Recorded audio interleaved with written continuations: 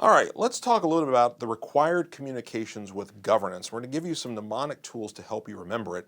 And I would wager that even perhaps more memorable will be the pictures we're using here. If that sticks in your mind, great. It'll help you remember it on exam day. So this first slide deals with these have to be communicated to governance regardless. So first, let's walk through the list here. First one we have is accounting policies. So it's the selection, the changes in, as well as the appropriateness, basically telling governance, here's what they chose to do when they had choices regarding their accounting policies. Second, the process of coming up with estimates. Third, how adequate or are they adequate disclosures? And finally, any significant management judgment calls. So if you take the selection, process, adequacy, and management, we've got spam, which apparently what this guy is extremely passionate about is spam. He is screaming at the top of his lungs about it. All right. Going on, we should also tell governance the scope and timing that we're planning for the audit. Anything else we could judge to be significant. Basically, anything else we say, yeah, we think governance should know this. Any difficulties. And what that means is there were things that threw off the audit process. Delays caused by the client, unreasonable expectations, unreasonable timetables, anything like that. If our independence should become impaired,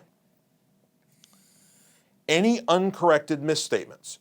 So remember, the audit process says we come up with proposed adjustments. The client can either accept those and post them or can decline to post them. Those that are declined, then we share that list with governance saying, and here's the impact of not posting them.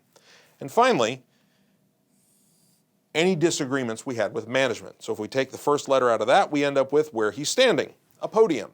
So the mnemonic here is spam, podium. But we need one more word, but I wanted to do it on a different slide because this list, remember, is what we are required to communicate to governance, period. The next mnemonic is if they're not involved in managing the entity. So if the members of governance think, here's the board of directors or here's the audit committee, but there isn't anyone who's from management that represents management's interest, but also has management's knowledge on governance. The way I've always looked at this as management has certain knowledge. If they're in the governance circle, then they can share that knowledge and we don't have to.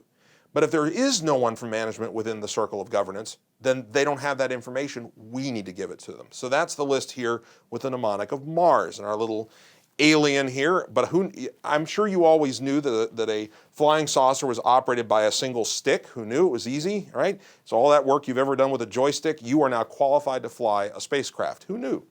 But here are the things we need to tell them. First off, any corrected misstatements. Remember from the prior slide, we talked about the uncorrected misstatements. If management's not participating in governance, we should also then share, here are other material misstatements that have been corrected. If there were any third-party accountants that management used as part of their work, mention that. What representations we requested, more or less what we're putting in the rep letter, and any other significant issues that we felt were worthy of management's attention. So that's Mars. So we have spam, podium, and Mars. Now I just need a fun sentence to put that all together. Oh, here we go. The auditor should spam the podium and tell those charged with governance about Mars in a timely manner for non-issuers or by the issuance of the audit report for issuers. And apparently, whoever these aliens are, they are sick and tired of hearing about spam, and they're taking him off. It makes sense, right? Joystick and a fishhook. Makes perfect sense to me. But hopefully, I know it's a little goofy, but hopefully that's a way to keep track of what you're required to communicate. And if it's not on that list, it may fall under the venue of, well, you can share it, but it's not something we're required to bring to governance's attention.